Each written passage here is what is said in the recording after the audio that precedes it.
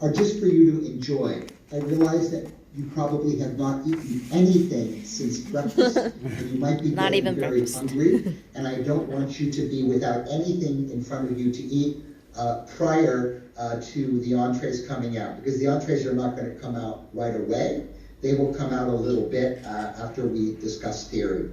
So let's go ahead and let's talk a little bit about wine and food pairing. I refer to wine and food pairing a little bit like language. There's a language of wine, there's a language of food, and many people who speak the language of wine don't speak the language of food. Many people who speak the language of food do not speak the language of wine, and the people that can jump back and forth and speak about food and wine together and do so confidently are what I would say are people who are bilingual. That is to say, they can speak two languages. When they're learning a language, they talk about building on the blocks and the premises of doing that. So cracking a code, if you will, of verbs and then adjectives and adverbs and things like that. So we're going to talk a little bit about cracking the code and then practicing. The first thing to remember is that, because I said before, there are going to be times when wine people are leading the room and times when food people are leading the room. And it's important to understand it. When would you think about the wine first? Well, you as yourself would think about wine first if you were in a sommelier and working in a restaurant and you were doing a winemaker dinner and you knew all the wines ahead of time and you were working with the chef to try and put together the food selections. Because you know what the wine is all about and its personality, assisting the chef, assisting the kitchen in making good choices is some way you can be of help. If you know, for example, if you work in a retail store, when somebody says, you know, here's this bottle of wine, what should I do? That's another case of doing that. If somebody is in a restaurant and they have brought a special bottle of wine, if that's allowed, or they have ordered a special bottle of wine, and they want you to choose the food that highlights that, that's again a case where the wine will drive the match. And then finally, if you are a person who only thinks about wine all the time, that's all you care about, then that will drive your decision. How many people think you are crazy about wine? Raise your hand for me, just so I know if people are wine crazy. Okay, good. A lot of you are very wine crazy. Yeah. Now the food would be first in a couple of other situations. So you're working on the floor, and you walk up to the table, and the table says, or a person says, I'm having this particular dish for dinner, so which wine should I have, right? So you would then recommend the wine based on how the food is. Or if somebody said that they are, you know, you're going over to their house, and they're cooking this, right? What wine should I buy? What wine could you bring? So again, food first, wine second. Recording in progress. And then finally, there are people who are just food people, right? They love everything about food. All they do is think about food. They're having lunch, they think about dinner. They're having dinner, they think about lunch the next day, right? They are just food-obsessed people. How many of you are food-obsessed people? Raise your hand for me. We're all wine people. Some of you are food people too. How many of you are food and wine people? You can raise your hand. All right, good. However, you see on the bottom there, what's important is that only one of the two can be the leader. You go to a movie, right, and there's a lead actor and a supporting actor. A lead actress or a supporting actress, right? They understand their positions and their roles. If you are somebody who likes to dance and you tango or you waltz, you know that one person leads and the other person follows the lead of that person, right? People who tango will tell you that the way they move their hand on your back will actually tell you what you should be doing. And same thing with waltzing. The way somebody moves might tell you what direction your feet should go. So one leads, one follows. Because if both are trying to lead at the same time, it's chaos. It's a circus. And we don't want that. So we're going to talk about understanding that code. So that's one part of it. It's just the practical application of code in wine and food. The next thing is to understand that food and wine is different these days because very much food is different, right? We never have very classic dishes all the time.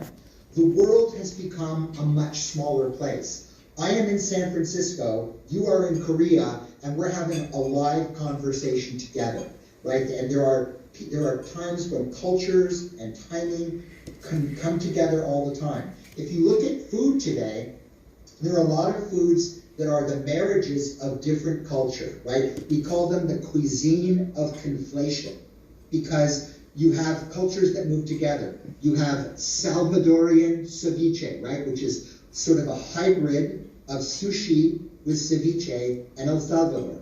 In California, we have very popular what we call Mexicorean. So they'll take bulgogi and they'll put it in a burrito, or they'll put it in a taco, right? So Right. there's the blending of a Mexican culture with Korean culture.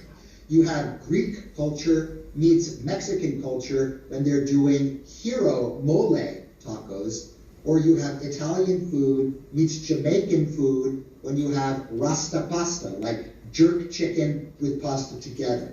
So when you have cultures of food that collide together, the rules go out the window, right? Because what do you do with a food that's new? You also have, in very fine dining today, what you would call deconstruction cuisine, tweezer cuisine, or disruption cuisine. So you take a classic food and you turn it upside down. So maybe they have something like granulated hamburgers where the meat has been treated with, stuff to freeze it so it becomes granulated. Or they'll invert their nachos so that rather than having the dish be the filling of the nachos, that it's the outside. Or if your fish and chips, for example, may not be fried fish served with chips, but maybe it's sous vide fish topped with quinoa puff for texture and adding crunchiness but no greasiness. And then maybe the fries are made with sweet potatoes, not regular potatoes, and maybe the malt vinegar, sriracha, sabayon on the plate, right? Crazy food. What do you do when you have crazy food? Because it makes a lot of people very scared when they're working with traditions they don't know. Just yesterday, I was in New York and I was working with a chef, sommelier by the name of Ferran Centellas, who used to work with Ferran Adria at a restaurant called El Bulli in Spain. Many of you probably know this restaurant. The food there was crazy, right? Crazy this, frozen that, eat this, I will blow this food into your mouth, and now you try the beverage. It's all crazy stuff. And that makes people a little nervous. Our job today is to make you unnervous. So with that, we're going to talk about how we look at wine and how we break it down, and then how we look at food and how we break it down. So I want to remind you that most of the information, almost all of the information that we're going to talk about can be found on this sheet here, so you don't need to worry about copying everything down. I say that there are 5 keys to wine, of which 2 are variable and 3 are, well, we'll talk about it in a minute. So the first variable, and the most important variable for pairing wine and food, is acidity. If there is one element you should pay attention to most with the wine as you are mapping it to see if it goes well with food, is acidity. Because acidity has primarily 3 responsibilities with food. Number 1, it is the ultimate contrast. So if your food is too salty, too rich, too greasy, too much this, too much that, acidity will always cut through things. It will be the ultimate contrast. So it can be a very useful tool in matching food and wine. It's like a chainsaw that cuts through things. The second thing it does is to balance out high acid ingredients. So if you have things that are sharp, that are tart, like pickled vegetable, like banchan, right? Things that are a natural sharpness, or ingredients and sauces that are sharp, like vinaigrette, or say zucchini, or other ingredients that are naturally sharp. If the ingredient or element is sharper than the wine, it will flatten the wine. So you want the acid to be at least as tart as the ingredients, or tarter, more tart, or it will taste funny. So high acid ingredients are always hard with wines that are too low in acid. So high acid wine will balance high acid ingredient. The third thing that acidity does is if you have very simple ingredients that are very pure and you want to bring them out, it will highlight the integrity, the authenticity of the ingredient. What do I mean by this? Remember back when you were in university and school and you were studying for your exams and it was very late and you were very tired and you knew you needed to keep studying. As you kept reading the materials, you would take a pen, like a yellow highlighter pen, and you would draw over the things you wanted to what? Pop out. So you would continue to remember them. Think about acidity in wine as the yellow highlighter pen of food that will always bring the ingredient out to the surface. So if you have a plate of fresh oysters, if you have really good sashimi, if you have really simple vine-ripe tomatoes, anything that you just want to highlight the ingredient, anything that maybe a squeeze of lemon would brighten out, acidity in wine will do as well. So acidity plays a very important role. The next thing we have is sugar. Now sugar, people go, ooh, I don't like sugar or whatever, but sugar with wine and food can be very helpful. First, if the food is slightly sweet, the wine needs to be slightly sweet, because slightly sweet food with dry wine can be very much of a clash, right? So if the wine is a little sweet, the food should be a little sweet. If the food is very sweet, like say dessert, wine should be very sweet too. If the food is very dry and the wine is very sweet, that can be a problem. The second thing sugar is very good for is contrasting heat. So if your food is spicy because of heat units, like if it's got a little bit of pop in it, like in Provençal food, can be a little spicy. Southern Italian food with hot pepper flakes can be a little spicy. Some South Asian food is spicy. Some Korean food can be a little bit spicy. And certainly some North African food, like we're going to have a little bit later, can be a little bit spicy. If you have wine with some sweetness, say like a Riesling, or say like maybe a off-dry Chenin Blanc, or even an off-dry Prosecco, or even a off-dry Muscat, that will take the edge off the heat and will make the food seem less spicy. The third thing that sugar can do is play well off salt. So if something is really salty and you want to make it seem less salty, serve a slightly sweet wine. Because sugar and salt work well together. You know this from your own experience. Think about port wine with Stilton cheese. Think about Sauterne with Roquefort cheese.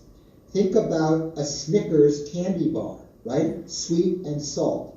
Think about cookie dough ice cream, sweet and salt. So if you have that combination, it can work well together. These two keys are very important. The next three keys are harder, only in the sense that more is harder, which is to say, the more of it you have, the harder it is to work with. The less of it you have, the easier it is to work with. The first element is alcohol. Alcohol, of course, is what it makes it wine and not grape juice. Alcohol basically gives wine weight and body, and it needs to be treated that way with food. If you have a very light wine, say 7 to 8% alcohol, you do not want to have a very big, rich dish. If you have a wine that is, say, 14 or 15% alcohol, you do not want to have a very light dish.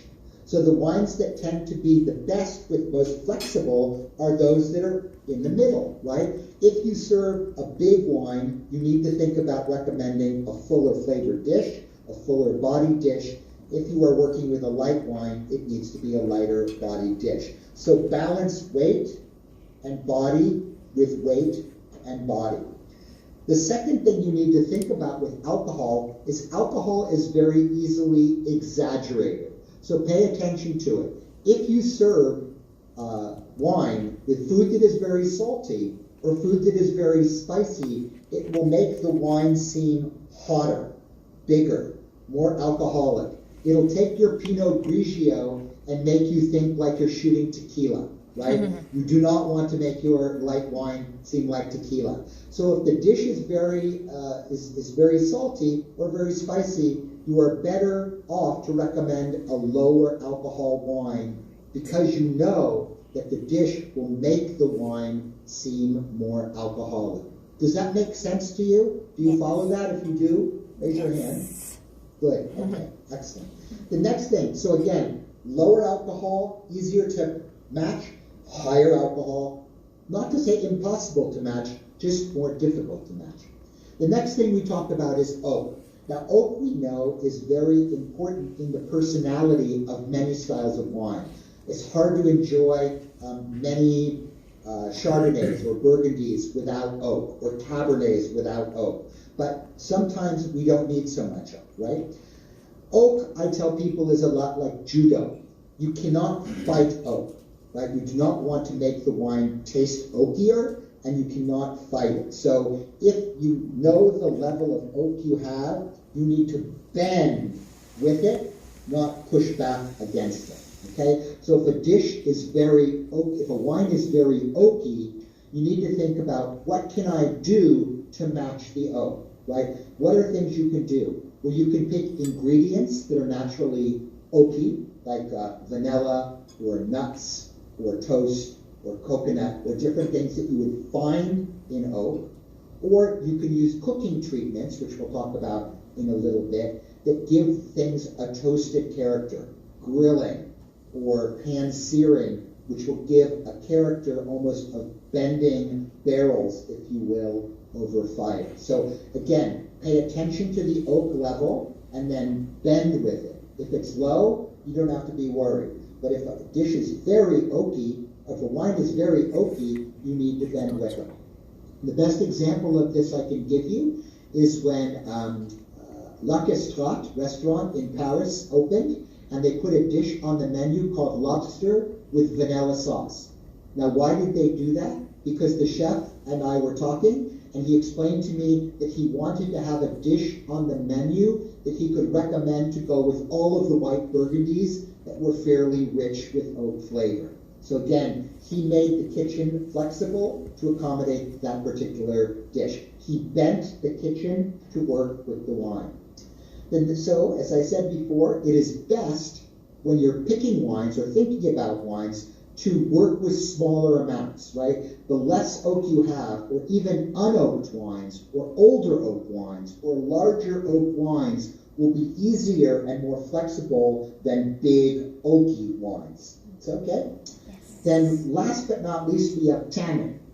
Now tannin, as we know, is what you find in red wines that makes them age, gives them astringency, makes them bitter, but it doesn't always play nice with food. So what do we need to know? We know that tannin is counterbalanced or cut by protein and fat. Right, so this is why red wine and red meat work together. This is why red wine and milder style cheese works together, because the protein and the fat in the dish counter the heavy tannin in the wine and make the wine taste less tannic than it is. Have you ever been to Bordeaux? Any of you been to Bordeaux before, right? If you go to Bordeaux, you know that every time you go to a chateau and they're serving you a young wine, they always serve you big pieces of meat, right? And lots of cheese. And the first day you do this, you're very happy. By the time you get to day 3, you've had so much red meat, you're crazy, right? Because you just want a salad or you just want some fish. Because the chateau people know in Bordeaux that if they're going to show you young, hard tannic wine, they need to make it more approachable. How do you make it more approachable? Protein and fat.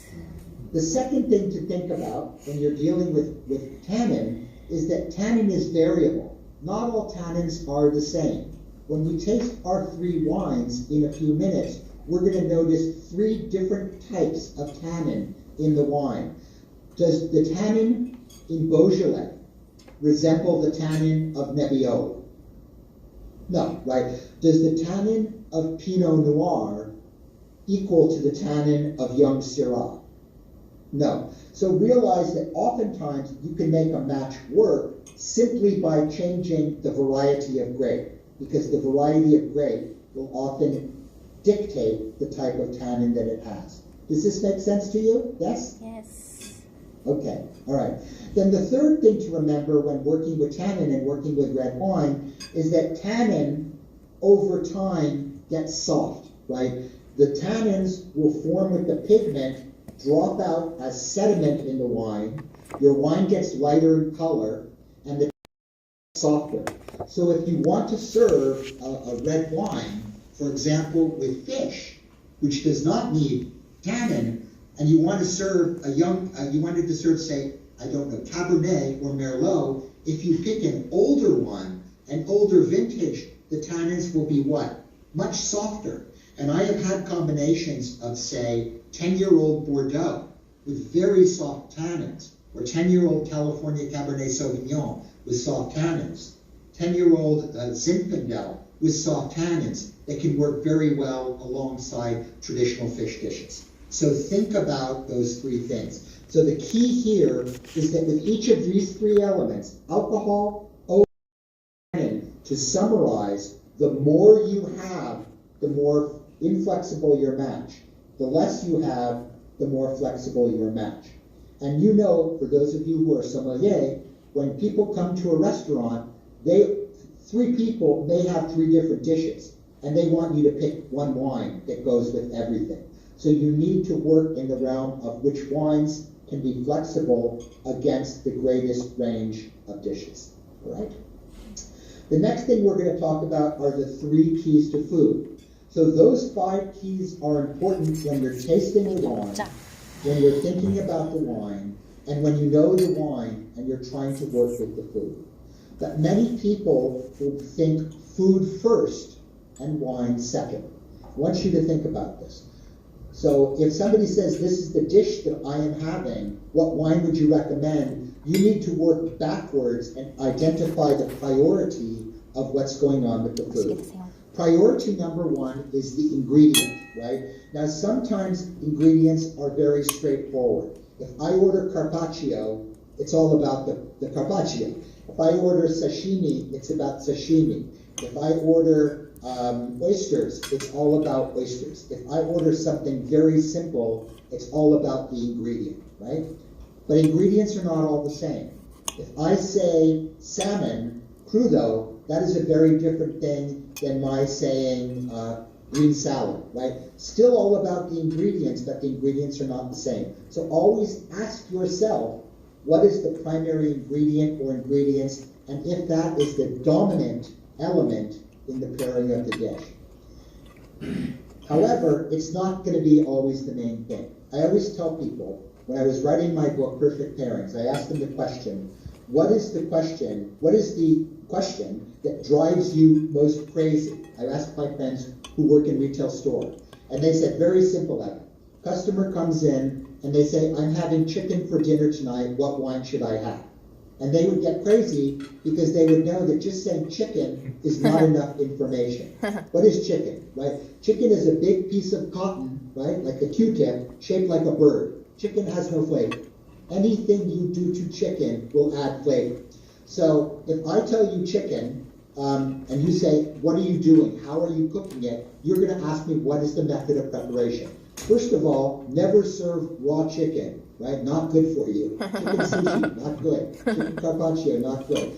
But if I take the chicken and I cook it very simple, if I steam it, if I poach it, or if I were to just quickly blanch it in water, it's a very low method impact of cooking, and it's still very much about the chicken. If my cooking method is medium, if I saute, if I pan roast, if I stir fry, that will be better. That'll be more about the cooking method than the chicken, but it'll still allow the chicken to come through. What we call medium impact cooking methods tend to be, again, the most flexible. For those of you who follow baseball, right, a lot of good baseball in Korea, you know that when you swing the bat, you want to hit the sweet spot of the bat on the ball for the biggest impact.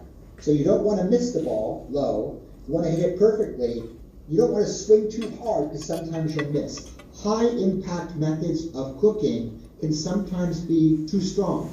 Right? If I smoke something, if I grill it over charcoal or hardwood, or if I pan blacken something in a hot cast iron pan, it could be more important than the ingredient. If I took a piece of chicken, right, and I grill it, is it really about the chicken? No, it's really about the grill. If I smoke it, is it really about the chicken? No, it's really about the smoke. And if I were to pan blacken it, is it about the chicken? No, it's about the char that you get from the pan blackening. So ask yourself, is it the ingredient? Or maybe is it the method of production? Or last, is it a sauce or a condiment that you may serve, or a side dish that you may serve? Because if you take that chicken and you grill it, but then you put barbecue sauce on it, like we would do in the state of Texas, or you put a mango salsa on it, like they might do in the state of Florida, right? Or you serve beurre blanc on it, or you serve soy sauce on it, or you serve bibimbap sauce on it. All of those are going to change that chicken. So your primary matching and thinking goes to the sauce. So when you see a dish, what you always need to do is identify the dish and ask yourself, what is the priority? Is it the ingredient? Is it the way the ingredient is prepared? Or is it a sauce or a very powerful side dish that it might be served with? So at this point, and of course they have to be present. At this point, let's talk about our wines. So what I want to do is we're going to go through 3 wines. It is my understanding that you have had these 3 wines already, so we will not spend a lot of time talking about what they look like, what they smell like, what they taste like, because you've done that with the winemakers, right, so far. So what we're going to do together is we're going to taste these wines and we are going to map them, which is to say, when I taste the wine, I say, what does it look like? What does it smell like? What does it taste like? And how do I map it with food? And when I map for food, I look at the acid, I look at the sugar, I look at the tannin, I look at the oak, and I look at the alcohol. And I measure them in my mind from 0 to 10.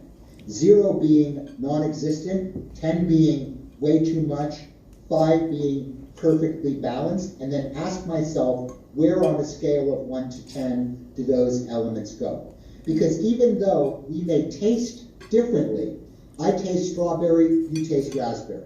I taste lemon, you taste lime, right? We may taste differently, but we measure things in our mouth by a very absolute scale, which is why I tell people when you're doing wine with food, the grape doesn't matter, the country doesn't matter, it's really about the architecture that matters. So let's pick up the first glass of wine we have, which is the Pays Lagoon Syrah, from that soon-to-be AVA of the West Sonoma coast. And let's go ahead and smell it. I always tell people who do not believe that we cannot produce cool climate, northern Rhone Syrah in California, try this wine, right? If you didn't know it was from California, you would think it was from Hermitage. But you smell this wine, and it's savory, and it's peppery, and it's plummy, and it's spicy, and it's meaty, and all those wonderful things. And it's got lavender and garrigue and all that stuff, mineral chalk. When you taste it in your mouth,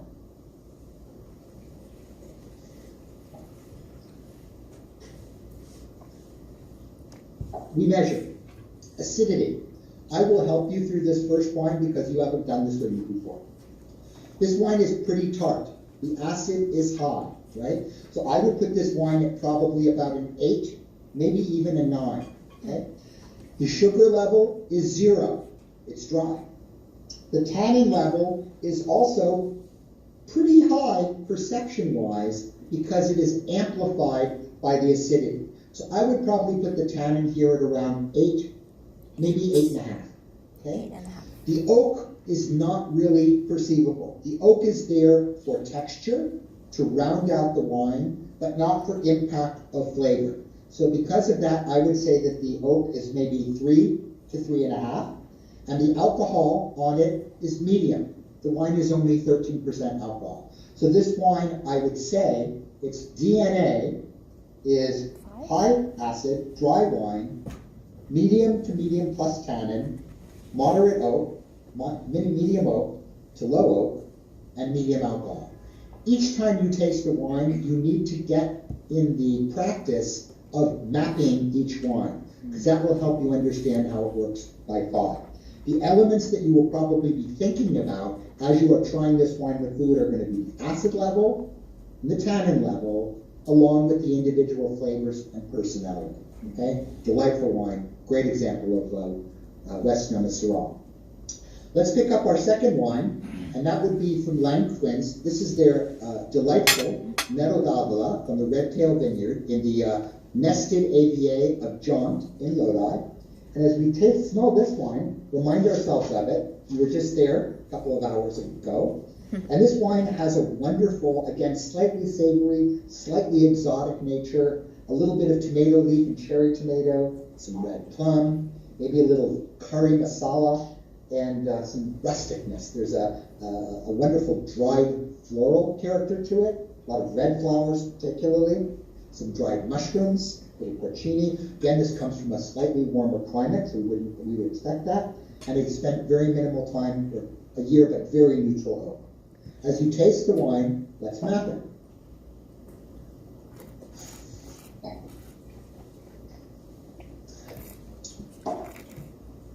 So this wine has an acid level that is pretty good, not as acid as the last wine, right? So if we said the last wine was maybe an 8.5 to 9 on a red wine scale, this wine to me is more of like a 7, 7.5. Acid level slightly lower. Not as hypercritical, not as mission critical for this wine as it was for the last wine. The wine is again dry, but the fruit is very ripe. Right? There's a difference between the presence of actual sugar, which would linger on your palate, and ripe fruit. Ripe fruit hits the tip of your tongue and goes away. So this wine is dry, although ripe. The tannin levels on it are moderate, right? I would say it's probably about a 7.5, but the tannin management is very good, so the tannins are smoother than they appear to be. The tannin quantity is higher than it comes off in the mouth because the tannin management keeps the wine relatively soft. The oak here is a little bigger than the last wine, maybe a 4, but not a huge personality. The alcohol, however, is what compared to the last wine? It's a bit higher, right? Higher. This wine is around 14% alcohol, as opposed to the first wine that was 13% alcohol, so it's more generous. Your chest feels a little bit warmer when you swallow it, and you need to keep that in consideration when you're working with wine and food. So here, what I'm going to think about is this wine is very much in the middle, right? Compared to the first wine is a leaner, lighter, harder wine. This wine is kind of in the middle, and all of the factors are going to play into account, but also the style of the wine with the right fruit, echoing things, even though it's not sweet, the acid being moderate but pretty good, and the alcohol being somewhat generous. Personality of that wine. Let us pick up our third wine, and on this note, my team can ask the kitchen to start thinking about the entree. Let's take the third wine, the Rich Kaiserville, and let's go ahead and remind ourselves of what it's like. First of all, this wine is going to be interesting because, like so many of the great Zinfandels made in the state of California, it is what we call is a mixed blacks grape. It's a field blend. So it's about 70% Zinfandel. I'm sure they told you this before, but it also has Carignan, it has Petit Syrah, and it has Alicante Bouschet. So it gives you a more complex palate than pure Zinfandel by being an assemblage of these many different grapes. It's very deep, it's very brambly, with lots of berries and cherries and plums, violets and blackberries, a soft spiciness, a little bit of tar, a little gravelly or something, but very soft, and just the you can, even though the oak here is not new, it still has 12 months in oak, of which 20% of it is new. So you are getting a more amount of the aromatics of the oak, which, by the way, is always echoed by the riper fruit flavors of Zinfandel than either of the first two wines. Let's map this wine now.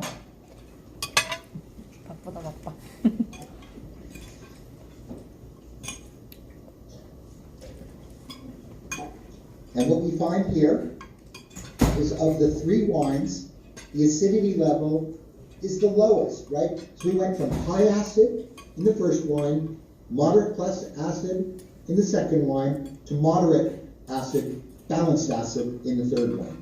So the acid scale is going like this. The sugar is still 0. There's no residual sugar in this wine. Like wine number 2, the Nero d'Avola, the fruit is ripe, coming from the Alexander Valley. Alexander Valley, where Zinfandel is grown, is a warm place, which you need for Zinfandel. Trust me, you do not want unripe Zinfandel, not a happy place to be. Okay? And the wine has got wonderful creaminess to it. The tannins are actually quite high, but the management of them is so smooth, and the tannins are so soft that it actually provides an interesting contrast. I would say of the three wines here, the tannins are probably, if you will, the biggest, but also the softest. So I would put the tannins here at maybe 8.5 to 9, but again, softer style tannin. And the alcohol level, well, this wine is 14.5% alcohol level, so it is the richest.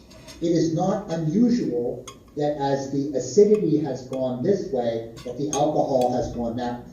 So the first wine we had is the highest acid and the lowest alcohol. The last wine we have is the lowest acid and the highest alcohol. So think about what we talked about before with the building blocks of wine and the information that is on your sheet, and think about what it says. When the wine has a lot of tannin, when the wine has a lot of acid, certain things will start to kick in. What is important for you when I leave at the end of lunch today and you are on your own with your wine and food is think about the things we taught. Think about how you perceive tannin, how you perceive acid, etc., and then apply those rules moving forward. So the last things I want to say before the food comes out of the kitchen. Go, slide, there we go. Is we're going to have two dishes. The first dish we're going to have is a Moroccan Lamb Bbq, and this actually comes from one of my books, and it's based on the context of, if anybody's ever been to Morocco before, or a very classic Moroccan restaurant, they serve a dish called Mechoui, M-E-C-H-O-U-I. And this is traditionally done by cooking an entire animal, a whole lamb, and rubbing it with a paste called charmoula, allowing it to marinate for a day or two, and then cooking the dish. And you can cook it either roasting it, or you can cut pieces and grill it. So again, the method of production here is something that you can play with, that we'll talk about afterwards. And I do not know, there in Korea with you tonight, if the chefs are preparing this grilled, or if they have roasted it. We will see. But realize that you could change things a little bit by your choice of how you cook it. The second dish we have is from my first book, Daring Pairings, and this is second book rather, Daring Pairings, and this is a classic Neapolitan ragu lasagna. So what's interesting here is we are in Korea. We have one dish that is from Morocco, one dish that is from Italy, and three wines that are from California. So what it's important to remember as we start talking about food and wine together is that you don't need to worry about these particular ideas of having this wine with this food, that wine with that food. All you need to really do is think about the architecture of the wine, the architecture of the food, and map by connecting data points of wine with data points of food. So you ask yourself, within these dishes, as you are served and you want to start trying, ask yourself, what are the priority pointers? Is it an ingredient? Is it the way the ingredients were prepared? Or is it a sauce or a condiment? So if we look at the first dish, and I want to wait till will somebody raise their hand when everybody has their food? That would be wonderful for me, okay? So with the Moroccan thing, lamb is a very strong ingredient. Lamb as a meat is a strong meat compared to, say, pork, or compared to veal, or compared to most any other, or even beef. So lamb has got a pungency, so the ingredient is important. The spices that you are going to put on this are going to definitely influence it for sure. And then lastly, how we cook it is going to influence it. Now, if you're in Morocco They might also serve it to you with a spicy sauce like harissa, or even a sauce made of the chermoula itself, and that would probably be very strong too. Harissa is very spicy, right? So if you were to serve it with harissa, I would be paying attention. Here, I say to myself, the ingredient is important along with the spice rub. The method of preparation, if it's roasted, it's going to be less important than if it's grilled, because if it's grilled, you're going to caramelize the spices, you're going to char the meat, and it will become slightly more bitter or more acrid by virtue of the char. And then if with it, if I were serving harissa, I would be paying attention to the harissa.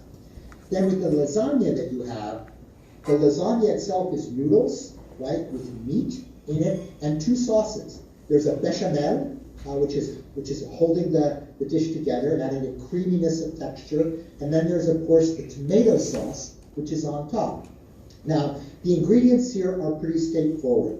You have a melange of meats which are made with veal and pork and beef, right? You could change up a little bit by changing the ingredients. If I wanted to make lamb lasagna, right, I could do that, and the meat might be even more powerful. If I wanted to make it milder, I might use more veal, and I could adjust the meat. So you could adjust the ingredients. Pasta, noodles are what? Noodles are like rice or like potatoes. You could do anything you want. It's a blank canvas. It's going to add texture, but it will not add flavor. And then the sauces itself, the tomato sauce will add sharpness, right? It will add sweetness. And then if you added some heat to it, which you could do, you would also want to pay attention to the spice. Does everybody have their food? Yes. Yes, Evan, Yes, we are okay. the lasagna first. Great. Okay, so let's go ahead and have the lasagna first. And what I'd like you to do is I'd like you to try the lasagna with all three of the wines. And as you are doing this, I will talk you through what I'm finding. Again, I want to make you feel comfortable that if what I'm saying is not exactly what you are finding is happening in your mouth, that's okay. What is more important is to say, what is happening in my mouth when I have this? The best way to do this is try the wine, get the flavor of it, and enjoy the finish of the wine, then have some food, and then have the wine again. So make the food into a sandwich between the initial attack of the wine with the food, and then having the wine finishing, right? So you have the wines finish after and start there. Wine, food, wine. So with the Syrah, I personally found that the lamb is by definition stronger flavored, and for Syrah, this is perfect. Syrah is in heaven with lamb. It's a perfect combination, and if you serve it with the harissa sauce, it's going to, bring out, or the chermoula spices, some of the similar things. Because what do you have in chermoula? Chermoula is what I call the 4 C's. Cinnamon, cayenne, cumin, coriander, and then a few other things. Those are ingredients that you all find the same similar flavor profile in Syrah. So it is good that it will echo or amplify that flavor. The third thing is that if you've got a little bit of I was talking about the lamb. Let me go back. Let's talk about the bay. Sorry. I will come back to that again when we talk about the lamb. When we're talking about the Syrah, it's sort of picking up on the richness of the wine. The Syrah's acidity is cutting through the richness of the dish, right? It's cutting through. The tannins are being softened by the meat in there, and the acidity that is natural in the tomato sauce works well with the naturally higher acidity of the Syrah. Now, if you were working with the chef and the wine you were serving was not as sharp, it is okay to go back to the chef, for example, and say, you know what, chef, instead of using all bechamel, what if we use half bechamel and half ricotta? Because the ricotta is lighter than the bechamel, and it will make the dish less heavy. So realize that sometimes you can make changes in the kitchen that will make your wine choice better as well. With the Nero d'Alvala, second wine, first of all, you have the connection of Italian with Italian, which is always good. But I found that the lasagna made the fruit seem riper in the wine, brought out a plumpness of character and fruit. There was a textural sort of coarseness to the wine in a very fun way that worked well with the rustic nature of the dish as well. And there's a slight spiciness in the wine that works perfectly with the very low spicing of that dish. Then with the ridge, you find that it actually makes, remember we talked about before that oak is something you need to pay attention to. I don't know about you, but for me, the lasagna made the ridge wine taste oakier than it was. I noticed more of the sweet spice notes from the oak in the wine than I did when I was just having the wine by itself. So realize that if a wine has oak, food will often amplify your perception of oak. So you have wine, food, and oak. And you're seeing that in a small level here, okay? So that's what's going on in this dish. Right? Madoka, did they serve the two dishes on the same plate, or are we doing one dish and then we're doing the other dish? Right now we are having lasagna, and then Moroccan lamb is coming later. Okay, great. Well then, while you're doing, go ahead, Madoka. Please. Can I ask them to actually bring the lamb now? You can do that. Yeah, you can do that if you'd like. Okay. Yeah, that's fine. But while we're waiting for them to do that, first let me ask you if you have any questions or if you have any observations about the pairing that you would like to make. What did you have one wine that was better than the other? Did you have one wine that was more interesting than the other? Or what reaction happened? Realize that this is what we call a safe space. There are no wrong answers, just your own perceptions. Does anybody have something that they thought that they would like to share with everybody else? Or me? Please. Who? Anybody? You too? 나 세 번째야. It's okay if you don't. I understand it's sometimes a little overwhelming, but somebody has a comment, please. Hi Evan, I'm Yunju. How you doing? Sorry we're eating without you. No, that's what I ate before you. So. Oh, okay. The lasagna that we're having, I think it's not salty enough. So okay. it's actually, for me, it's better match with the rich Zinfandel. It's a pretty good match. That's good. And I think that's something, Andrew, that you bring up that's very important, is everybody's mouth for things like salt is going to be different.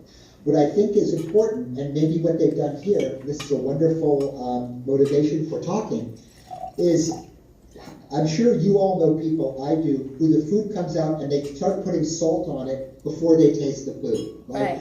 And if it's already salty, that does not help.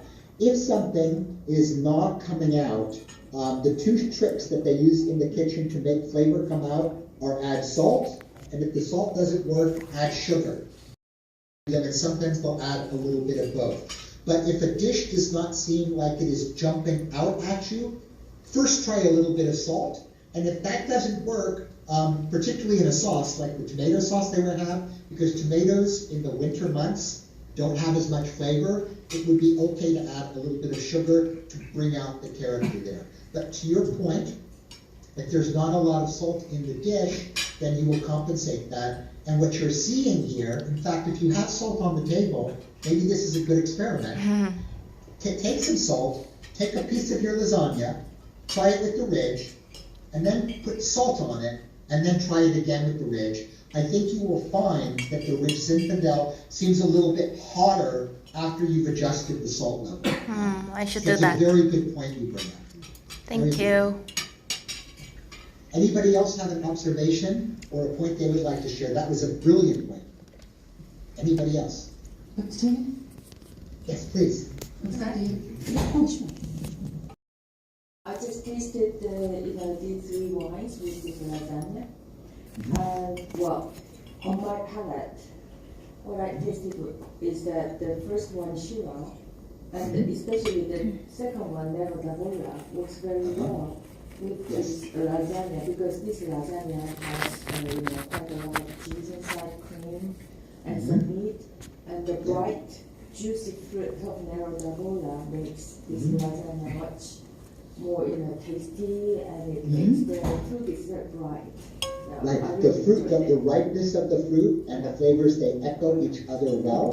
And I think what's interesting is because the Nero d'Avola is that wine kind of right in the middle, probably if we were to go around the table and you would ask people, which wine is like that, I think more people would agree that the Nero d'Avola idea is probably the one that brings the most people together, because the first wine and the third wine, the Syrah, and the ridge make a big statement, and the statement may not work for everybody. But I think your observations are right, and I think that the idea of the flavors and the cheese needing to be cut, the richness of the bechamel needing to be cut, requires acidity, of which the first two wines have more than the third wine. So good observations, very good, excellent. Do we have time for more, or has the lamb come out? If we need to eat the lamb while it is growing. It's coming soon. Okay, It's coming then, soon. When it's coming? no problem. Okay. Do we have time for maybe one other question or observation? Yeah. Oops, do you have any comment? And perfect pairing? Perfect pairing for you. Remember, no right or wrong answer there. Anybody else? If not, Hi, Ivan. Hi. I'm Ted. I tasted with lasagna and Nero d'Avola together. I think more and stronger and harder and alcohol taste in number two. Uh-huh.